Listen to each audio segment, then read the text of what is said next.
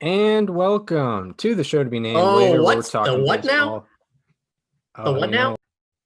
And welcome to Above Replacement Radio. We're talking baseball kind of whenever.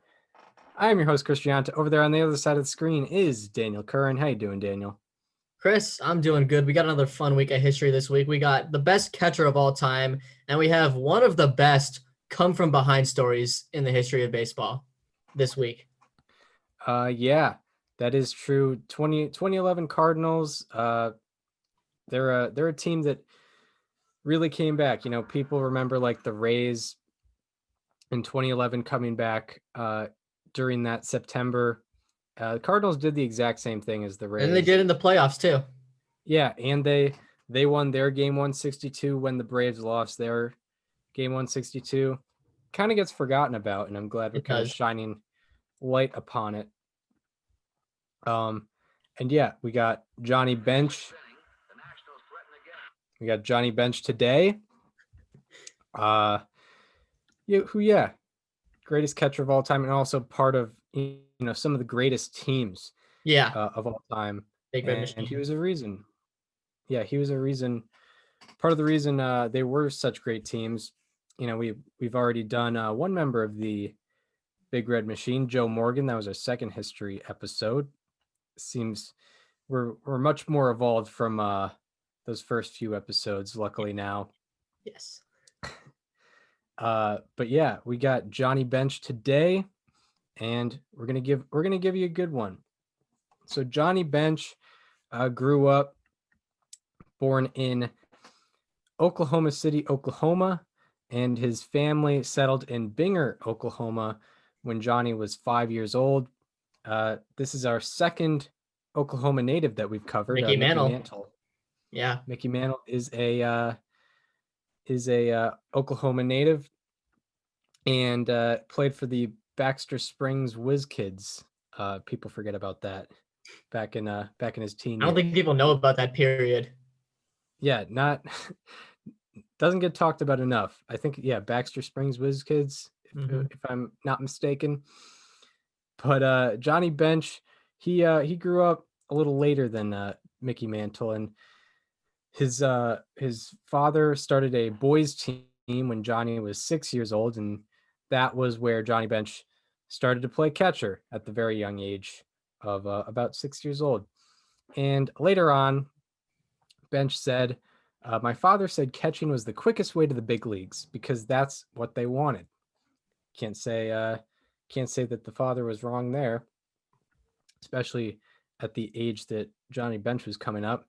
And as he grew up, he became inspired from Mickey Mantle, who was the best player of the 1950s and was an Oklahoma native, just like Johnny Bench. So, sort of maybe Johnny Bench growing up as a small town kid realized that the big league dreams aren't really so far away. If Mickey Mantle was able to do it, then he no excuse for him not to be able to reach the show as well.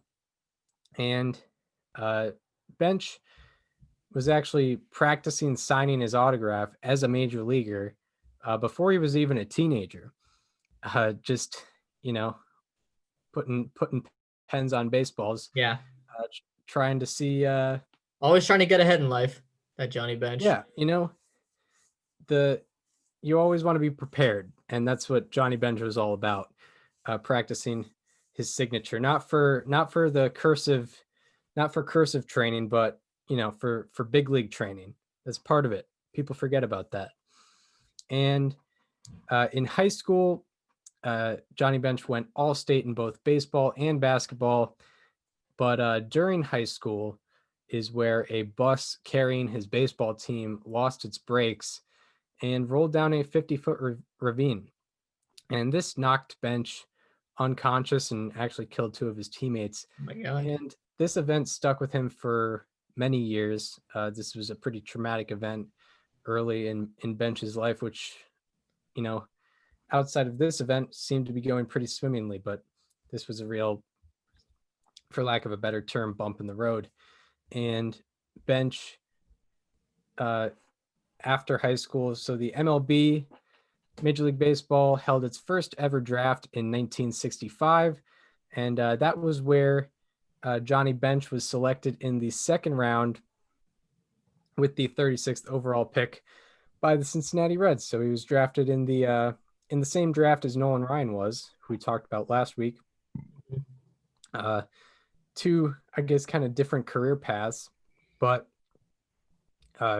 Bench getting drafted somewhat early, and now he's in professional baseball. So, as a minor leaguer, he started out in 1965, and in that season, he hit 248 with a 672 OPS in 248 plate appearances and A-ball.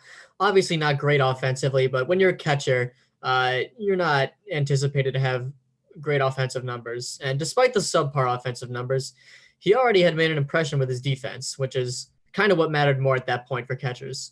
And in 1966, he got a little added bonus as he hit 294 with an 886 OPS with 22 home runs and 68 RBI in 393 plate appearances and A-ball.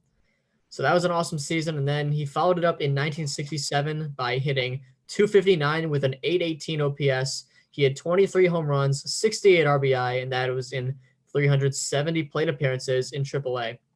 And after the 1967 season, he was named the Sporting News Minor League Player of the Year. So he already had some expectations in the major leagues. And he was called up to the Reds to make his major league debut on August 28th, 1967, at the age of 19 years and 264 days old. And unfortunately, in that season, he hit 163 with a 462 OPS in 93 plate appearances. But he did throw out 5 of the 10 attempted base stealers. So that's not bad. But the hitting stats were no sign of what was to come for Johnny Bench, as now we get into the stage of his career where it's kind of an early arrival for Johnny Bench, and in some ways an early arrival for the Cincinnati Reds and their core. So in 1968, which was Bench's rookie year officially now, Bench hit 275 with a 743 OPS. And by 1968 standards, this is pretty good. 117 OPS plus and 115 weighted runs created plus in 607 plate appearances. So he was 17% above the average hitter, according to Baseball Reference, 15% above according to Fangraphs. And he was good at driving in runners pretty early. He hit 310 with runners in scoring position in 1968, which is a huge accomplishment considering it was the year of the pitcher. And he actually made the All-Star roster in his rookie year. And he also finished third in the league in doubles with 40. And he finished fourth in caught stealing percentage from behind the plate with 47.3% of nailing 47.3% of attempting base stealers. And he also led National League rookies in B WAR and F WAR. He also won the Gold Glove in his rookie year and won the National League Rookie of the Year award and finished 16th in the MVP vote. And he played in 154 games, which remains a record for a rookie catcher. His 40 doubles also remain a record for a rookie catcher, and it remains one of only 2 qualifying seasons, just qualifying seasons in general by a catcher in their age 20 season or younger in the live ball era. So, getting those plate appearances and playing in as many games as he did was already an accomplishment at that age. So he didn't even have to produce that much. Just showing up and playing every day and getting that start from the manager was an accomplishment in itself. And his 1968 season also has the most at-bats, doubles, home runs with 15, RBI with 82, hits with 155, and B WAR and F WAR by a catcher in their age 20 season or younger. So there you go for Johnny Bench, making an impression like no other catcher has in their age 20 season. Yeah, he came out guns a-blazing in that 1968 year, the pitcher season. Yeah. So we now move to 1969, and Bench got his first start in the All-Star game. He made it the year before, but didn't start. But in 1969, he was behind the plate to start the game, and he made an impression in his first ever All-Star game plate appearance. With the National League leading 1-0 in the second inning, 1968 Rookie of the Year, Johnny Bench of Cincinnati, makes it 3-0 National League.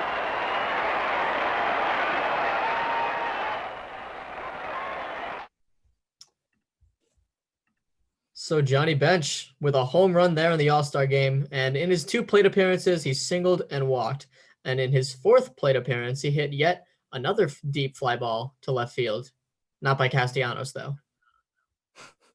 In the 6th inning, the Nationals threaten again, but this great catch by Carl Yastrzemski ends it. Watch this one. The National League went on to win 9-3, its 7th consecutive All-Star victory. Willie McCovey was the star. So he gets robbed of a home run there by Carl Yastrzemski. One great player hits to another, I guess. But nonetheless, a good day for Johnny Bench in his first All-Star game in what would be another good season. Through August 13th, Bench was hitting .331 with a .945 OPS, and the Reds had a 2-game lead in the National League West. However, after August 13th, Bench hit .223 with a .644 OPS, and the Reds went 26-25 and finished 4 games behind the Braves for the NL West title. And in the year overall, Bench ended up hitting .293 with an .840 OPS, a .129 OPS plus, and 126 weighted runs created plus. But he did hit .343 with a .1033 OPS with runners in scoring position, which is very good. He also led the league in caught stealing percentage with a 57.1% success rate. And he finished 9th in B-WAR and 12th in F-WAR in the majors. He won a Gold Glove and finished 13th in the MVP vote. His 1969 season has the most hits, 156, home runs with 26, RBI with 90, B-WAR and F-WAR by a catcher in their age 21 season or younger. So Johnny Bench just continues to push the needle on what he can do at such a young age as a catcher. Yes, this is something you don't see very often. Usually catchers take a little bit more time to develop, but Johnny Bench was just not your average catcher. So now in Johnny Bench's age 22 season, the Reds determine to give Bench's legs a rest while also keeping him in the lineup. The Reds would put him at different position when they felt his legs should be getting a rest, because normally catchers aren't playing all 162. They're normally not even playing 150 games. So they figured he's a force in the lineup. We need to keep him in the lineup, so we'll put him at different positions at different points in the season, just to give those legs a rest. And he ended up starting 5 games at first base and 17 games in the outfield, kind of proving what a great athlete he really was. And he also started 2 games in center field. So the premier outfield position he played 2 games at in 1970. Very, very good athlete for sure. All-state in basketball, started 2 games at center field. I mean, very, very good. And it was incredibly important it was incredibly important that he stay in the lineup, because through August 23rd, he had 42 home runs and 125 RBI in 125 games played, an RBI per game. Wow. And he had already set the record for home runs by a catcher up to this point. It's not even September yet. And on the season, ended up hitting .293 with a .932 OPS, a 141 OPS plus, and a 144 weighted runs created plus. And he got the job done with runners in scoring position once again. Hit .318 with a 1071 OPS with runners in scoring position.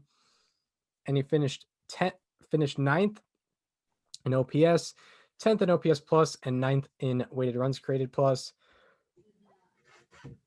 And in 1970, also finished, offensive side, finished 2nd in caught stealing percentage with 48.4%. And he also finished 4th among all National League fielders in defensive wins above replacement and defensive runs above average. and he led the league in home runs and RBI with 45 home runs and 148 RBI. And he led the league in B WAR and finished second in the league in F WAR. And he ended up winning the Gold Glove and winning the Most Valuable Player award. And his runs scored with 97 home runs, RBI, B WAR, and F WAR remain the most by a catcher in their age 22 season or younger. And his 45 home runs and 148 RBI remain the most by a catcher in a single season.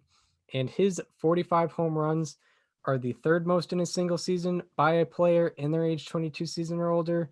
And his 148 RBI are the fourth most by a player in their age 22 season or younger. My bad. Most in a single season by a player in their age 22 season or younger is what I was trying to say. And his 3 seasons, Johnny Bench, his 3 seasons with 4.5 plus offensive WAR and 1 plus D WAR before his age 23 season are the most such seasons. How about that?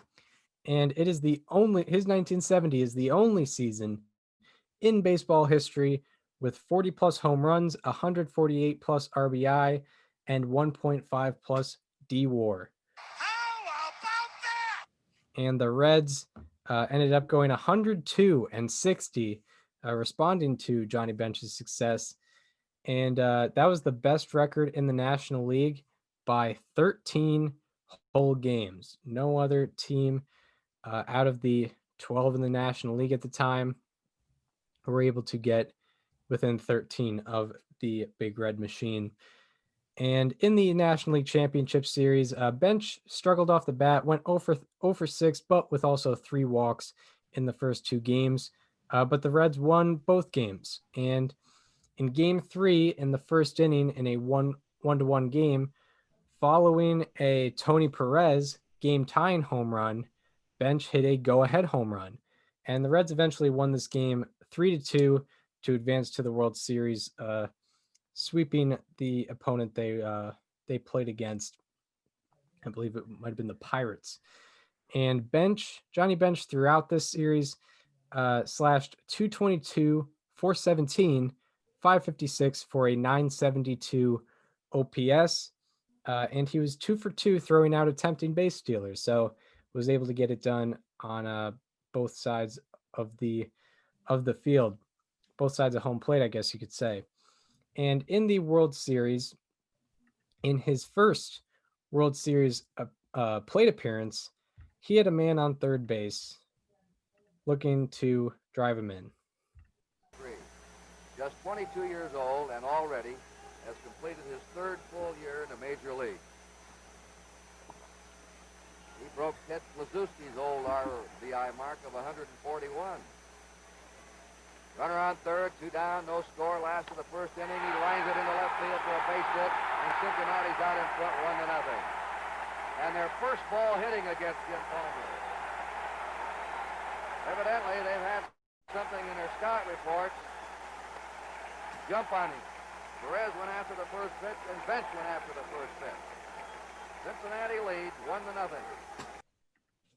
Hey, by the way, gotta love a good Ted Kozlowski names drop there. I appreciate that so much. That's a guy that does not get enough attention.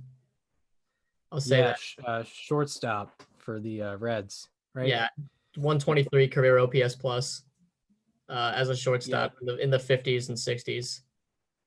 Yep. Yeah, he's actually in it is funny because I did look up the lyrics to Willie, Mickey, and the Duke, that baseball song, and I was wondering what one of the names were, and it was Kluszewski. Kluszewski and Campanella, and I was didn't quite get the name of Kluszewski. And yeah, I mean, like, he finished second to Willie Mays in 1954 for the MVP, I believe. Yes, he did. He led in homers and RBI that year. Yeah, he had 49 as a shortstop. Yeah. 49 home runs as a shortstop in 1954. That's some impressive stuff. That's got to be a record. Yeah. Anyway, that's our Ted Kozlowski appreciation segment. You can carry on. And that's the Ted Klaczewski episode. We hope you enjoyed the show if you're listening on Apple Podcasts or Spotify.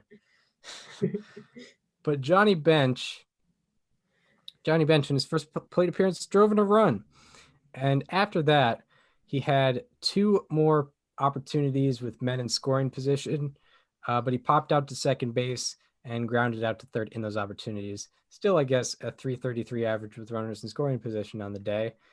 However, the Reds lost game 1 by the score of 4-3. And in game 2, Bench went 1 for 3 with a walk and a home run, but it was in a 6-5 loss. Game 3 went 0 for 4 in a 9-3 loss. In game 4, he went 1 for 4 in a 6-5 win, which saved the series for the Reds. And then in game 5, he went 1 for 4 in a 9-3 loss. So the Orioles got to the pitching staff pretty clearly as they scored 4 runs, 9 runs, or 4 runs, 6 runs, 3 runs, 6.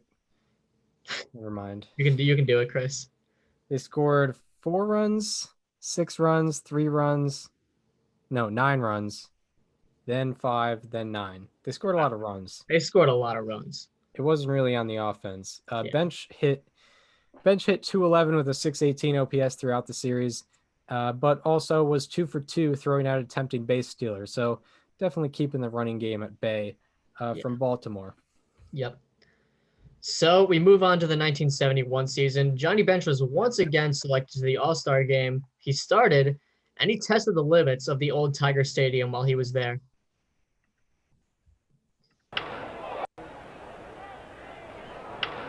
There's a high drive to deep right center. That one is going, and it is gone in the upper deck. A tremendous drive on a high outside pitch by Johnny Bench. I was just about to say that Blue doesn't give up many homers either.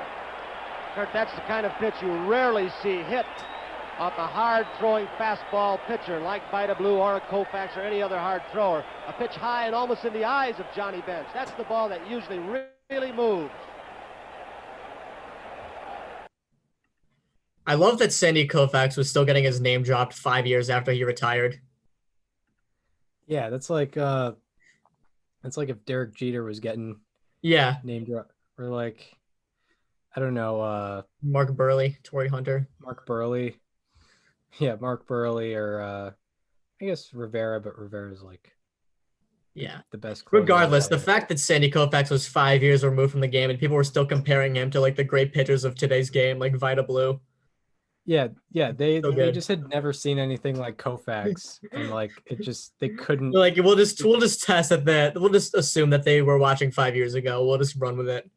Yeah. It's wild. Despite making the All-Star game, Johnny Bench actually ended up having a down year for his standards. Then again, he's set the bar higher and higher every year, but this was the year he wasn't able to repeat that. For qualifying seasons, he set career lows in the entire quadruple slash line. He slashed 238, 299, 423, 738. He had an OPS plus of 107, a weighted runs created plus of 106. He set a career low in hits, and he set a career low in RBI. Also, he hit 191 with a 564 OPS with runners in scoring position. But his 41.3 caught stealing percentage ranked 5th and was it was 6 percentage points above average. But it was a career low for him at the time. And he ended up finishing 9th in the among all fielders in the NL in defensive WAR and defensive runs above average, which gave him a Gold Glove. And the Reds finished 79 and 83 and 4th in the National League West. So now we're kind of out of the infancy stage of Johnny Bench's career and the machine. The 1972 season probably sort of starts, the machine we sort of know today. And that's, because of the acquisition of Joe Morgan. And from about 1972 to 1976, this is where Johnny Bench is sort of leading the machine. May not be the best player every year for the team, but he's the man behind the dish, who's always been there, who is helping lead the charge for the Cincinnati Reds. So before the 1972 season. His season high for walks was 54, and he had actually surpassed that mark in 1972 before the team had even played 100 games. And he ended up with 100 walks on the year, surpassing his career high by 46. So probably put an emphasis on seeing the ball a little better. And he also ended up with a career high on base percentage, which was 379, and that ranked 10th in the National League. First time he ranked in the top 10 in on base percentage.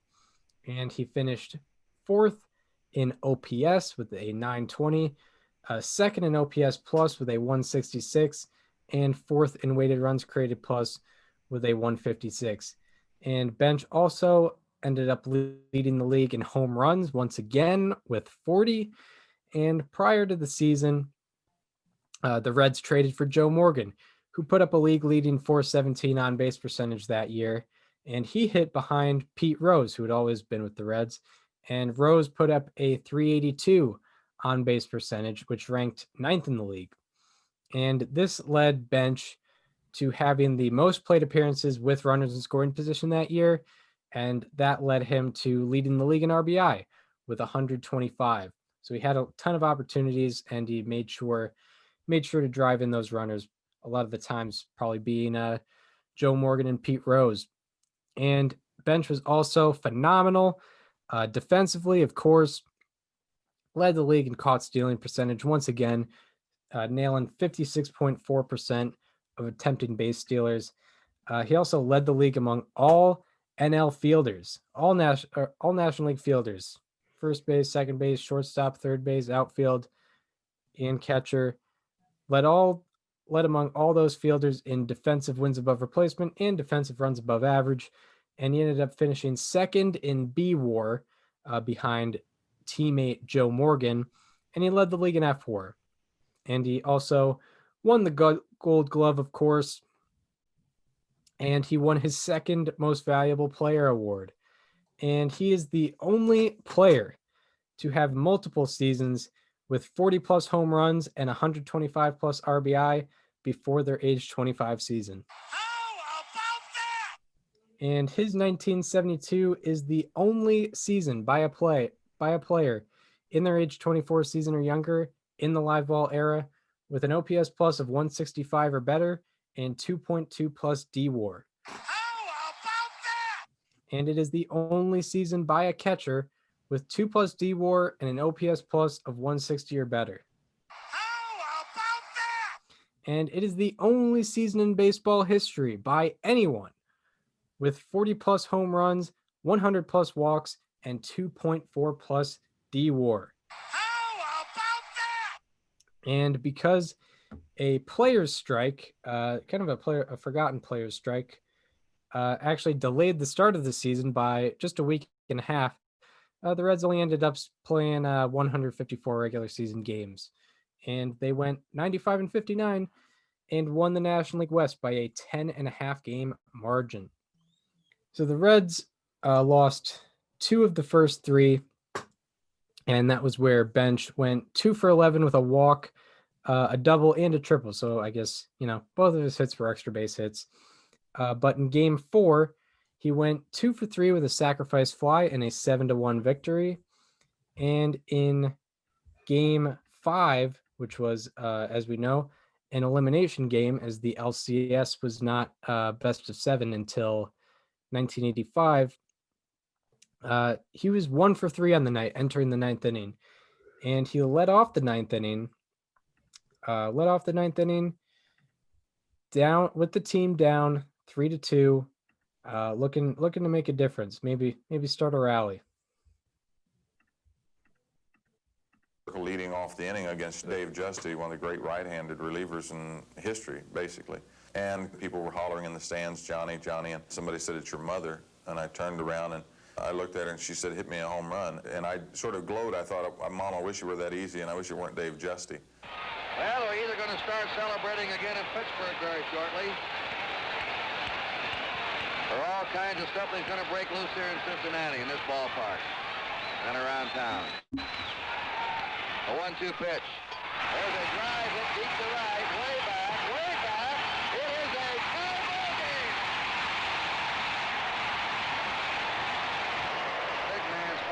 third. They had him there with 1 out. Now they're 2 down. Here's the 1-1 pitch. Into the dirt. Here comes the pennant-winning run. The Reds win the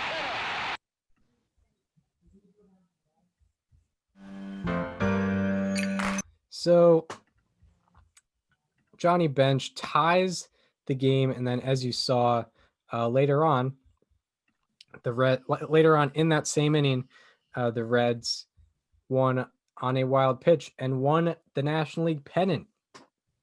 And throughout the series, Johnny Bench hit .333 with a 1017 OPS, and he threw out the only base stealer that dared try.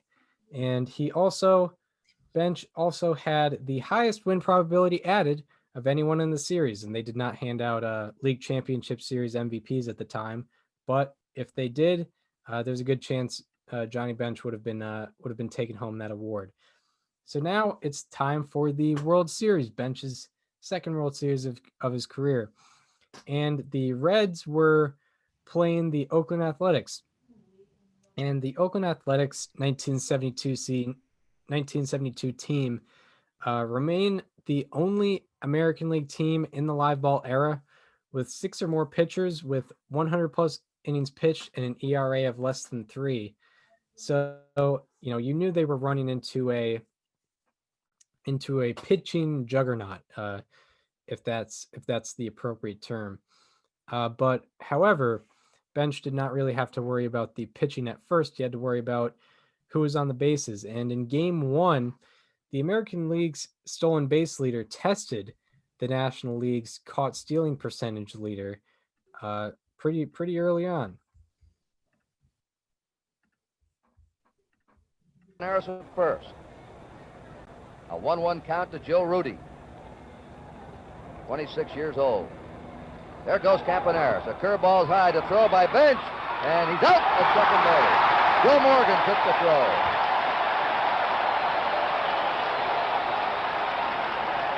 Campaneris, a pretty good jump. Johnny Bench, though, can throw out anybody if he throws a strike, and that's what he threw to Joe Morgan. And they nipped Campaneris at second. Bench this year threw out 60% of the men who tried to steal on him. He had a good lead off first base, but that rifle arm, Johnny Bench, what more can you say, Al? You've seen it all year long.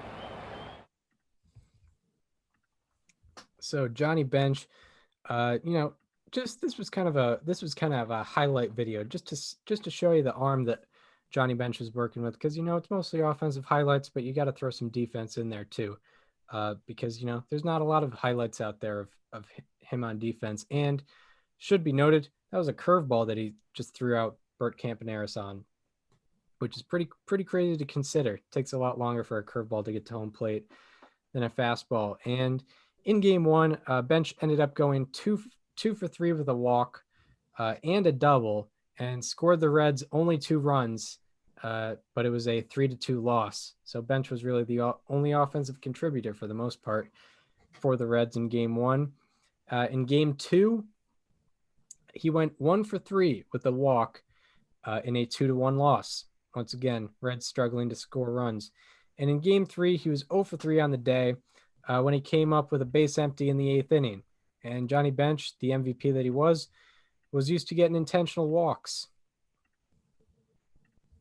Raleigh Finger makes his 3rd series appearance. Tolan steals second without drawing a throw.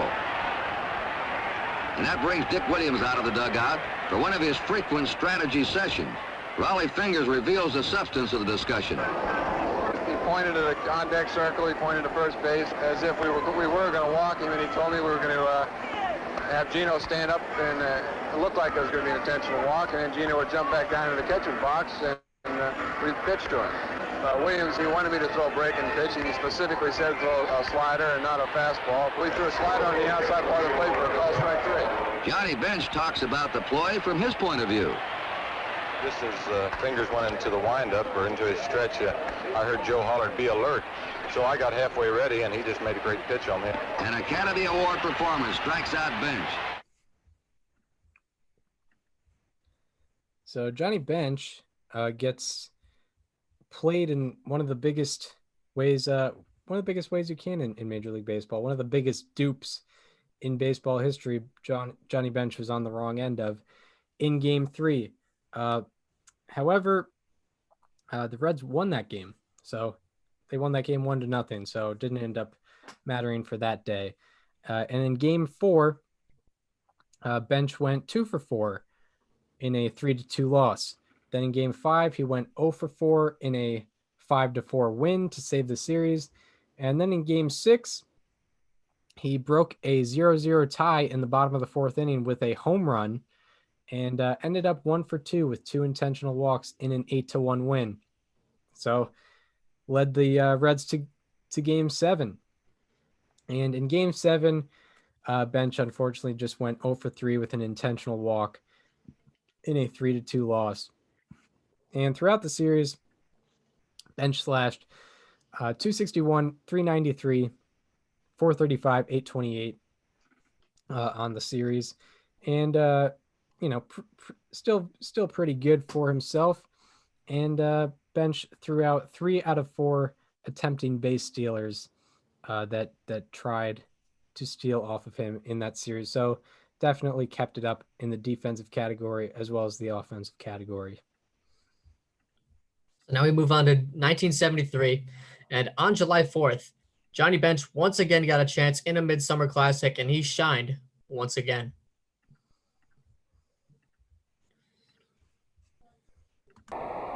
Johnny Bench tests American League hurler Bill Singer in the 4th.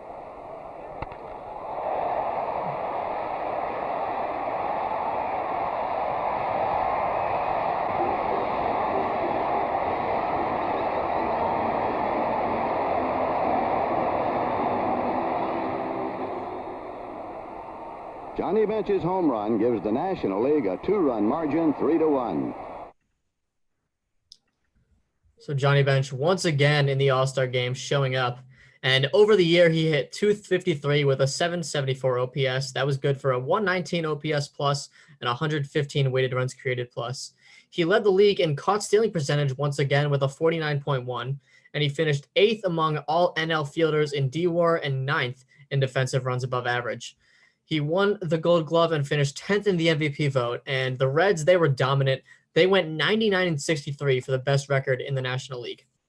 So now we get to the National League Championship Series, and in Game 1, he doubled with no one on, struck out with a man on second and 1 out, and then singled with no one on.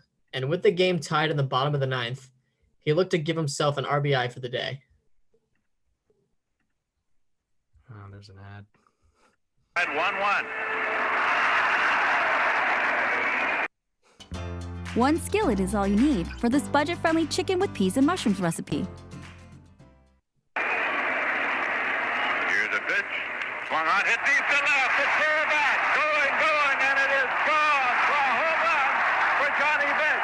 The Cincinnati Reds win by a score of 2-1. Bench is rounding the bases. Seaver is almost at the dugout.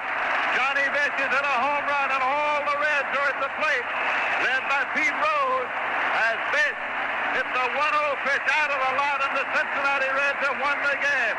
They are jubilant at the plate as 2 home runs, one in the 8th and one in the 9th inning, won it for the Cincinnati Reds as they have beaten Tom Seaver, and the Cincinnati Reds take a lead of 1-0 in the championship series. So Johnny Bench hits a walk-off home run to win the game for the Reds 2-1 and bring them 1 up in the series. But unfortunately, the Reds offense struggled throughout the rest of the series, and the pitching struggled when the Reds needed it most. They did not score more than 2 runs in a game throughout the series, and they lost game 2 5-0. They lost game 3 9-2. They lost game 4 2-1, and they lost game 5 7-2. Bench in the series went 2 for 15 with 2 walks and a double after game 1, but hit 263 with an 860 OPS after the series. So in 1974, Bench started 30 games at third base, testing out the corner infield. And he also hit 280 with an 870 OPS, 143 OPS plus, and 142 weighted runs created plus. And he also finished 7th in OPS plus, and weighted runs created plus, top 10 hitter in all those categories. And he also finished 2nd in caught stealing percentage with 48.6%, and he finished sixth among all National League fielders in defensive WAR and sixth in defensive runs above average.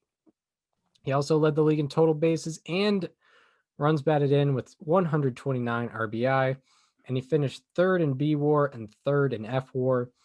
And Bench won the Gold Glove once again and finished fourth in the MVP vote. And this was his third season with 125 plus RBI. No other catcher has more than one such season. How about that? And his 1974 has the most plate appearances in a single season by a player who played at least 50% of their games as a catcher. He had 708 plate appearances, mostly as a catcher. How about that? And his 1972 and 1974 seasons make him the only catcher with multiple seasons of 6+ O WAR and 2+ D WAR. How about that? And his 1972 and 1974 seasons remain the only seasons by a catcher with 125 plus RBI and 2+ D WAR. How about that? And it is the only season, his 1974 season is the only season by a catcher with 30 plus home runs, 30 plus doubles, and 2+ D WAR. How about that?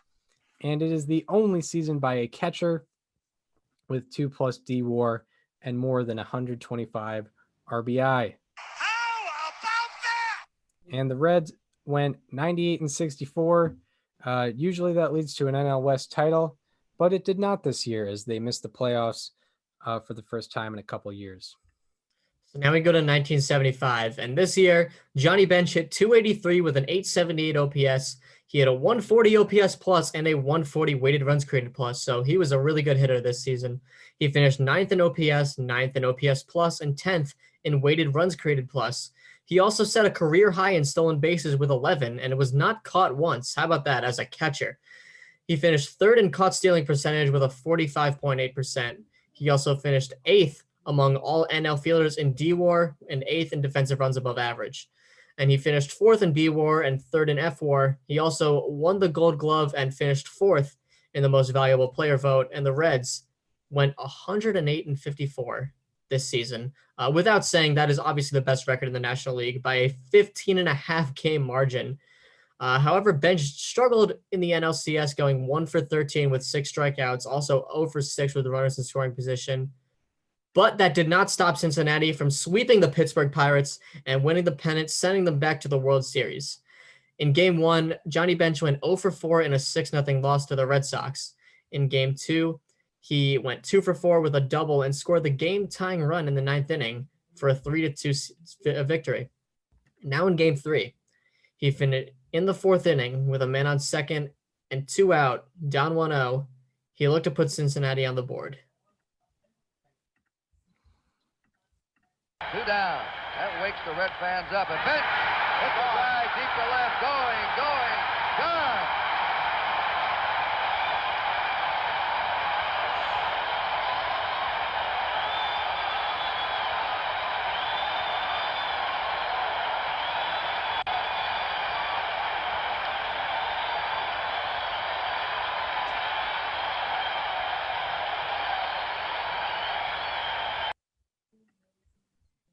So that puts them on the board. In the end, the Reds ended up winning that game 6-5 and going up 2-1 in the series. But in Game 4, Bench did go 1 for 4 with an RBI double, but it was in a 5-4 loss. In Game 5, he went 1 for 3 with a walk in a 6-2 win. And in Game 6, looking to clinch the series, he went 1 for 6 with an RBI single in a 7-6 loss. Of course, this was the game where Carl Yastrzemski waved it fair. So now we go to Game 7. Bench went 0 for 4 with a walk, but it was a 4-3 win, and Bench and the Reds were finally World Series champions.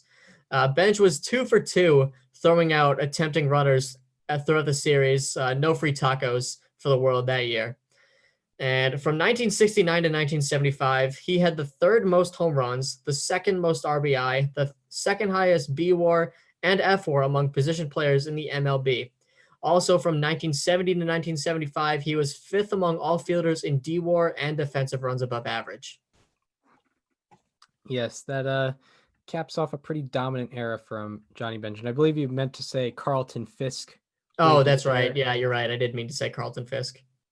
Carlton Fisk waved it fair. You're right. But I'm sorry.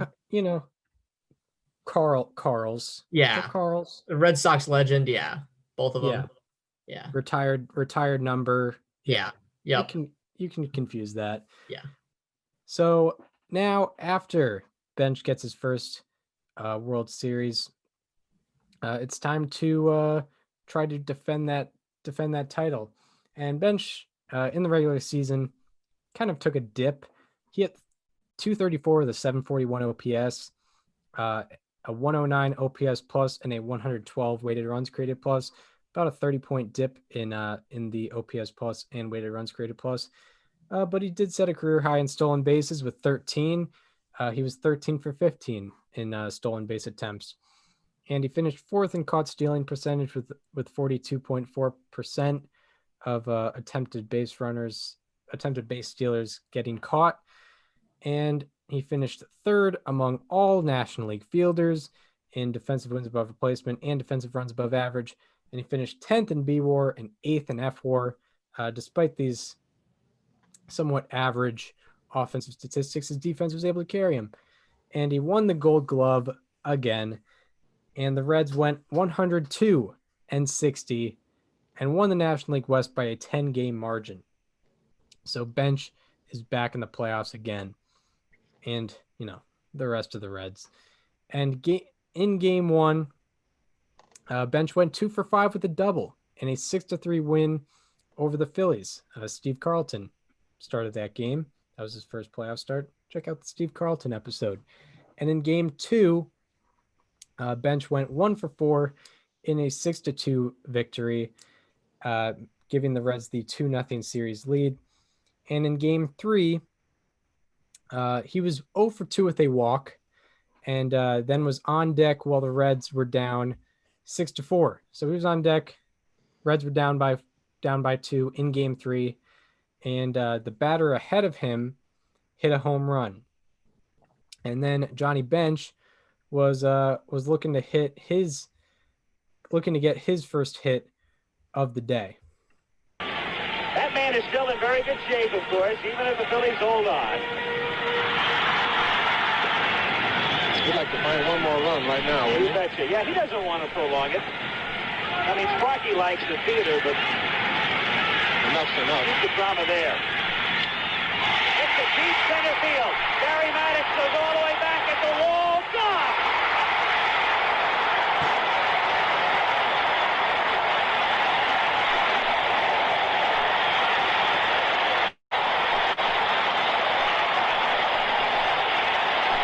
Johnny Bench!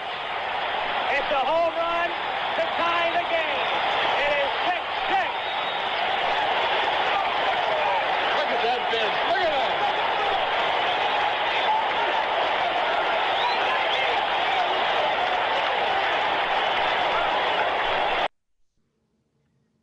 So Johnny Bench, once again, another clutch playoff home run from Bench, where he ties the game.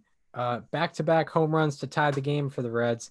And later that inning, the Reds walked it off to win and win their second straight National League pennant. And throughout the series, Bench was 4 for 12 with a walk, stolen base, double, and home run. And he threw out the only attempting base stealer. Once again, 100% on nailing attempting base stealers in the playoffs. So now we head to the World Series. And in game 1, Bench went 2 for 3 with an RBI triple in a 5-1 win over the Yankees. In game 2, he went 2 for 4 with a double in a 4-3 win. And in game 3, he also went 2 for 4 once again in a 6-2 win. First three games, 2 hits each. And the Reds were one win away from winning their second straight World Series title. And in game 4, Bench came up in his second at-bat with the game tied 1-1 and a man on first with 2 outs in the inning, looking to keep the inning alive.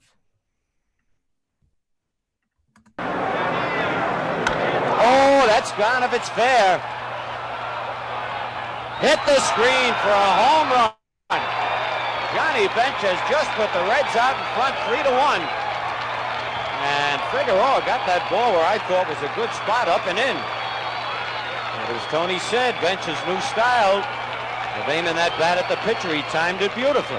I don't know if that was a fastball or a breaking ball. It looked like he was trying to get it infield, but it didn't look like it had a lot of stuff on it like previous fastballs. It may have even been a hanging slider.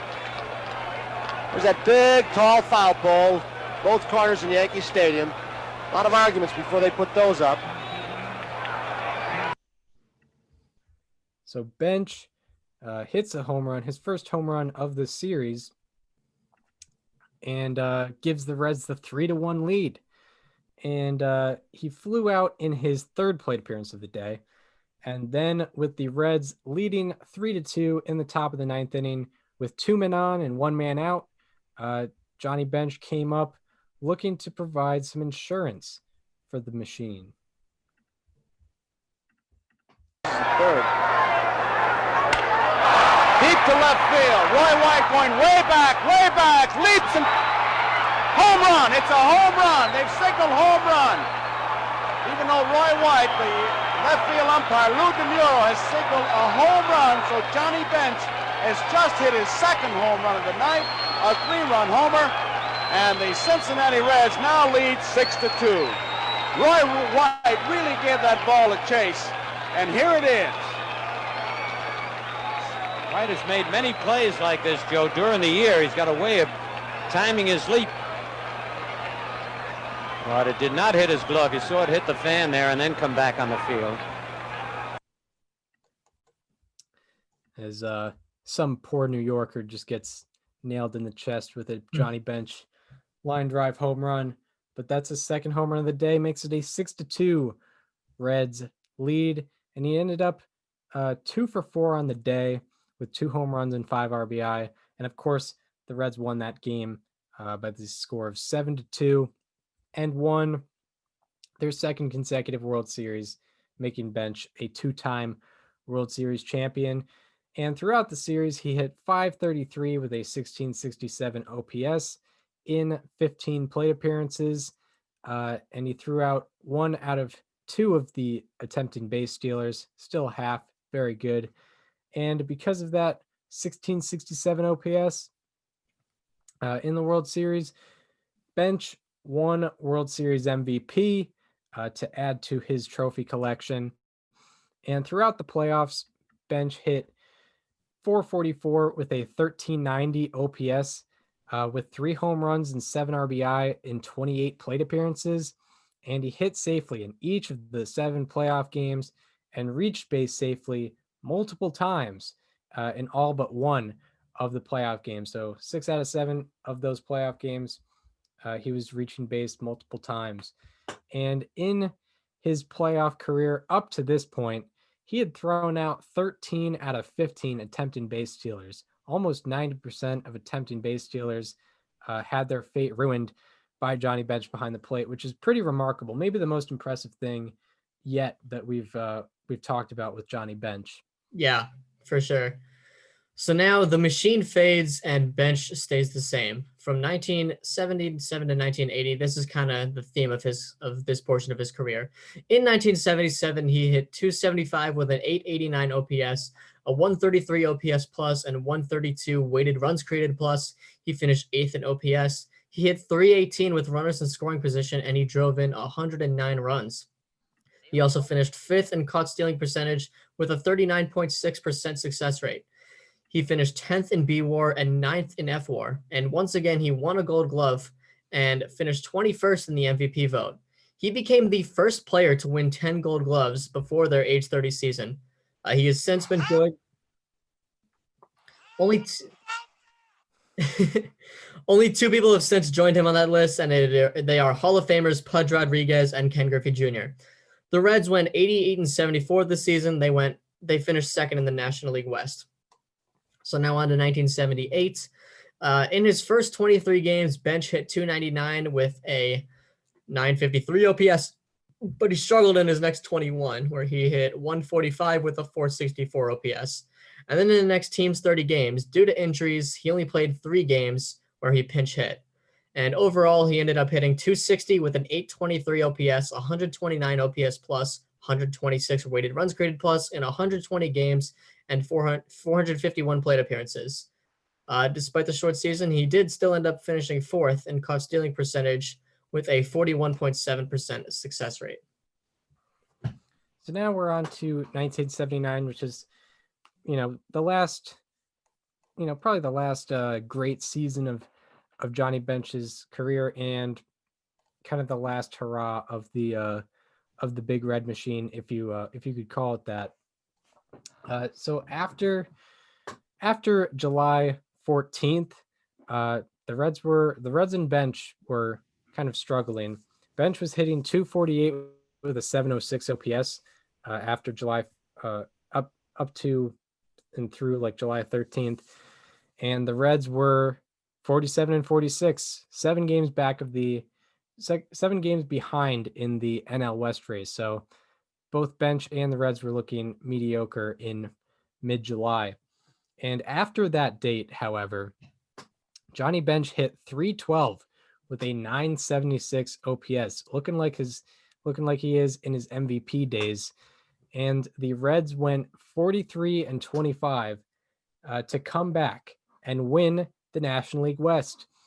And Bench ended up with a 276 average, an 824 OPS, a 123 OPS plus, and a 125 weighted runs created plus. He finished 9th, still top 10 in caught stealing percentage with 39.1%. It was still above average, even in his 12th full year of catching. And Bench also finished 4th among all National League fielders in D-WAR and defensive runs above average. And because of this, he finished 7th in B-WAR and 9th in F-WAR. And he also was able to finish 23rd, in the MVP vote. And this was his 1979 season was his 12th season with 3+ offensive WAR and 1+ defensive WAR. No other player has more than 9 such seasons before their age 32 season. How about that? Or through their age 31 season. And now the Reds were in the playoffs for the first time in 3 years. And in game 1, Bench went 2 for 3 with 2 walks. Despite reaching base 4 times, the Reds lost that game 5-2. And in game 2, he went 0 for 5 in a 3-2 loss. And in game 3, he went 1 for 4 with a solo home run, but that run was the only run the Reds scored. It was a 7-1 loss for the Reds. And the Reds got swept in that series by the Pittsburgh Pirates. And Family. The We Are Family Pirates. And Bench had a 1024 OPS throughout the series. So, can't really put any of it on Bench. He did everything he could to help with an OPS above 1,000. And this was the last of his postseason appearances, and he ended up with an 862 career playoff OPS in 188 plate appearances, which that's a very good OPS. Also considering this was the 70s, where offense really was not as prominent. So 862 career playoff OPS, very good. Definitely made his mark in the playoffs in his career. Yeah. So now we switch the decade over to the 80s. In 1980, this is a tough year for him. He had career lows in games played with 114, plate appearances with 407. He hit 250 with an 810 OPS, 123 OPS plus, and 125 weighted runs created plus. He had a below average caught stealing percentage for the first time in his career. It took this long, which is pretty impressive. But he still finished 17th in the MVP vote. And the Reds went 89-73. They finished third in the NL West, 3.5 games behind the division winner. Yeah, I guess they were able to. I guess they respected the offensive numbers because, he wasn't playing as much, but the offensive numbers were still pretty good. OPS plus and weighted runs created plus above 120. Very good for a catcher, but didn't have the production that he normally did. And now we're in the phase of his career where Johnny Bench is no longer behind the plate. He's actually playing different positions. This is from 1981 until the end of his career in 1983. So in 81, Bench played in 52 out of the Reds' 110 games. Of course, this was a strike year where the players had a strike in the middle of the season. And he played 38 games at first base and only 7 at catcher. And Bench also, despite only playing 52 games, was able to produce pretty well in those 52 games. He hit .309 with an 858 OPS and 141 OPS plus and 143 weighted runs created plus. That was in just 196 plate appearances. And funny thing about the 1981 Reds is they actually had the best record in the National League West. But because the 1981 season was cut in half by the strike, the two National League West teams that would make the playoffs were the team with the best record in the first half and the team with the best record in the second half of the season, pre-strike and after strike. And the Reds finished second in both halves, ending up a half game behind in the first half and 1.5 games behind in the second half. So even though they had the best record total in the National League West, they did not make the playoffs in 1981, which fortunate. Bad luck for the old Redlegs. Yeah. So now we move on to 1982. Not a very eventful year for Johnny Bench, unfortunately. He played 107 games at third base, 8 at first base, and 1 inning, not even 1 game, 1 inning at catcher. And he hit .258 with a .716 OPS, a 98 OPS plus, and a 99 weighted runs created plus in 119 games and 439 plate appearances. The Reds went 61-101 for the worst record in the National League this season. So now we're in 1983, where in the middle of the season, Bench decided this would be his last year, and he was, because this was kind of a farewell tour for him.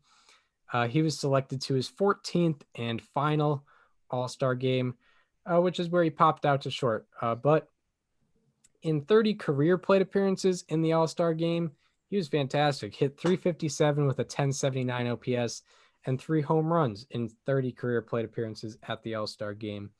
He was very good in that Midsummer Classic. And Bench would get cheers from the National League ballparks all over, with the fans knowing that this would be the last time that they would be seeing Johnny Bench. So they made sure to give their appreciation. And on September 17th, the Reds hosted Johnny Bench Night. And Bench made his final start as a catcher on this night.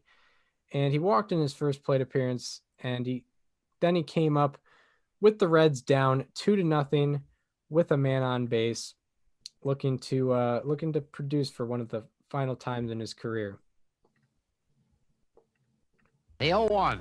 Swung on and hit well into left field. Get out of here, baseball! He scored! Oh my God! Can you believe it? Johnny Bench has tied it up. Amazing! Absolutely amazing! He makes the tour, and I'll tell you what, you can't write anything like that. So Johnny Bench makes a lasting impression for the Reds fans with that home run. And this was not his final at-bat ever, by the way, although it very well could have been. But in his final at-bat, he pinch hit in the pitcher's spot with the bases loaded, and he actually hit a 2-run single in his final at-bat. And in 1983, he ended up playing 42 games at third base, 32 at first base, and 5 behind the dish.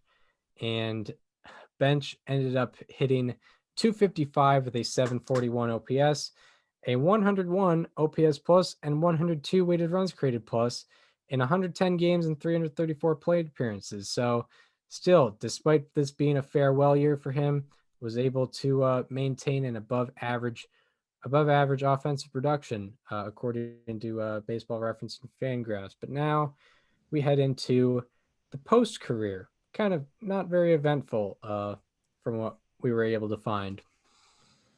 Yeah. So in the post career, he hosted the Baseball Bunch, which, as described on Society of American Baseball Research, was a syndicated TV show in which a group of boys and girls learned the finer points of the game from Johnny Bench as well as other current and former players. So pretty cool there. He's helping out the youth play the game of baseball. And in 1989, he was inducted into baseball's Hall of Fame with a 96.4% of the vote. Very, very good. And in 1999, he was named to the MLB's All-Century team as the top-ranking catcher. And he had his number retired by the Reds and a statue of him unveiled at Great American Ballpark. He remains active in the baseball world. Most recently, he was shown as being on the side of Fernando Tatis Jr. in his little beef he had with the Rangers this past season. So it's nice to see that Johnny Bench, as an old school type of player, is still on the right side of history here. Yes, very, very much so. Mm-hmm.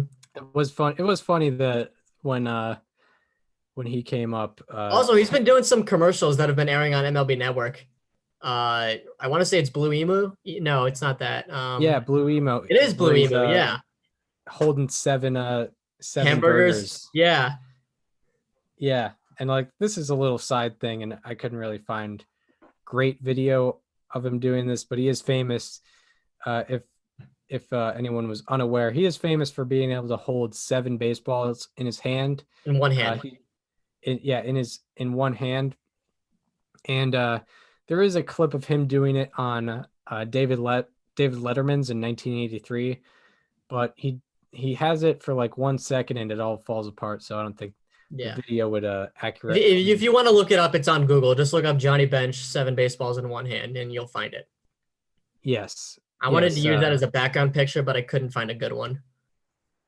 Yeah, it's hard, and I mean, it's hard to do that for any longer than like 1 second. So, it's hard to find that. But in terms of Johnny Bench in the all-time ranks, he is 50th all-time in position player B WAR and 44th all-time in career position player F WAR.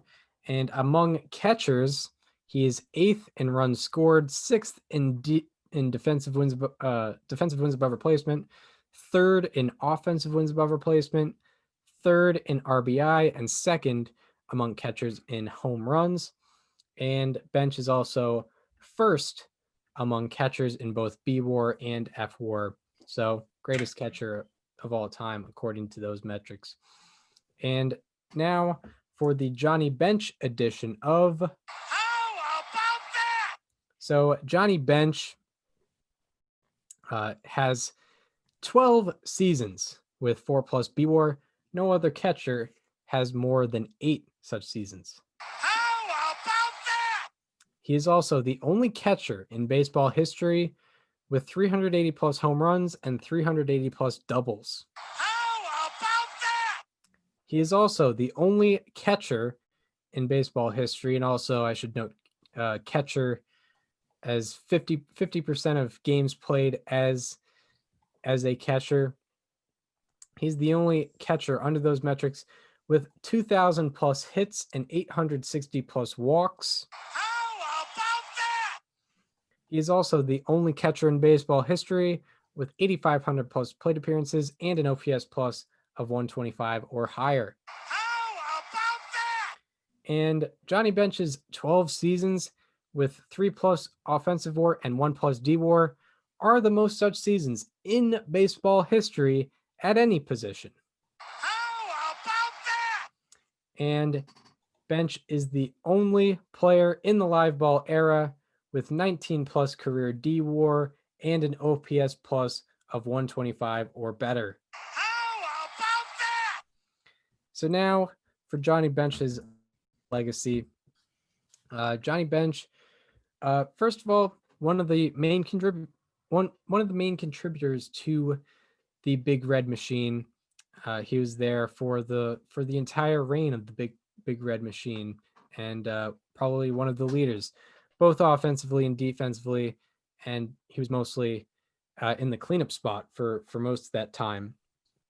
And he definitely had his playoff moments, winning, and he won the 1976 World Series MVP.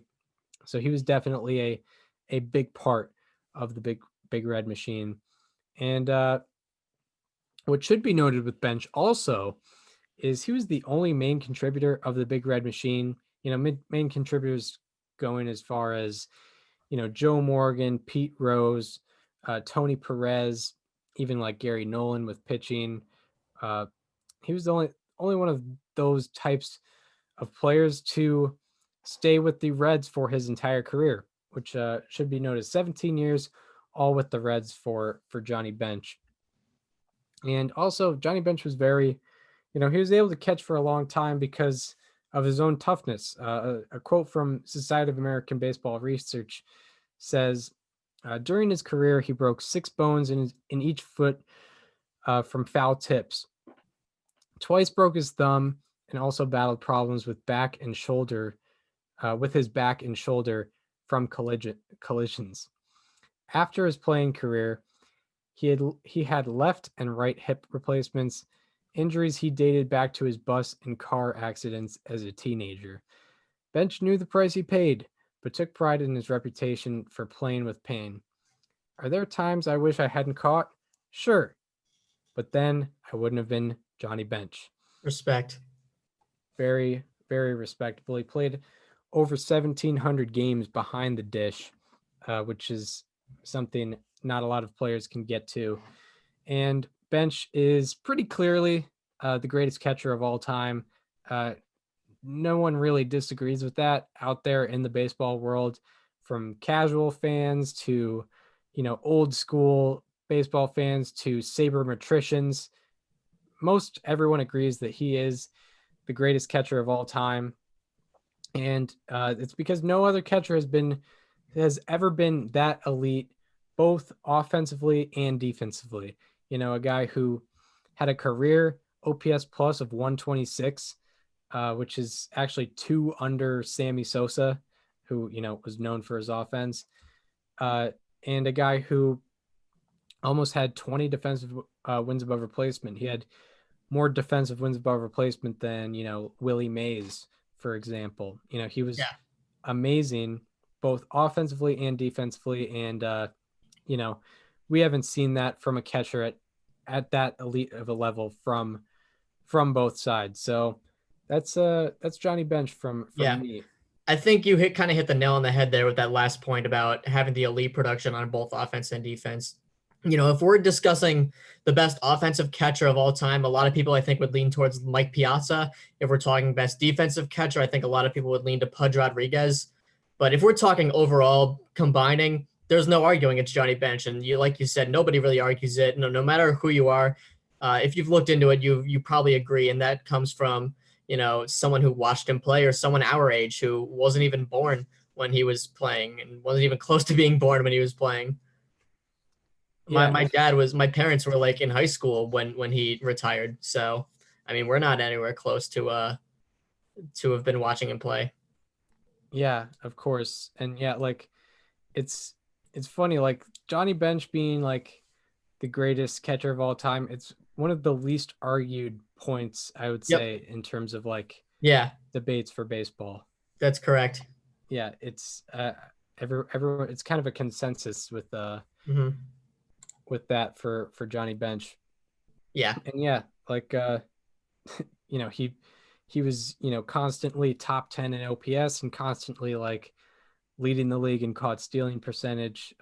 Pretty wild that he was able to do that he had a 17-year career, about 16 full seasons.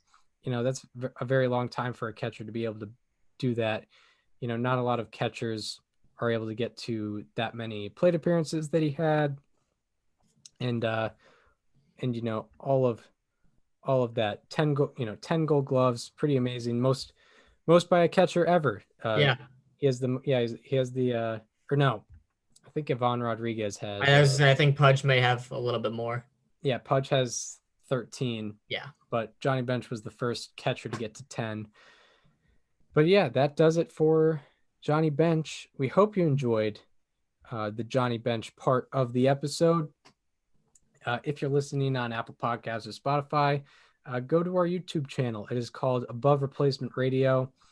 We have the baseball history series as a playlist. We have all the videos. We have all our Hall of Fame breakdowns from the all our Bubble Case Hall of Fame breakdowns from that. If you want to follow us on social media, follow me at Chris_Gianta on Twitter. Follow Daniel on both Twitter and Instagram at Daniel_Curran, and follow our show Instagram at Above Replacement Radio. And we hope you enjoyed the Johnny Bench part of the episode, and we hope to see you tomorrow, where we are going to be talking about the 2011 Cardinals.